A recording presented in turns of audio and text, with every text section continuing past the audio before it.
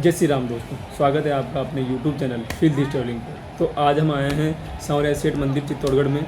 यह राजस्थान का ऐसा पहला ड्रोन शो है जहां पर भगवान श्री कृष्ण की बाल लीलाओं का ड्रोन के माध्यम से दिखाया जाएगा और ये नज़ारा बहुत ही रचनात्मक होने वाला है। तो आप सभी भक्त जन भगवान की लीलाओं का इस शो के माध्यम से आनंद लीजिए।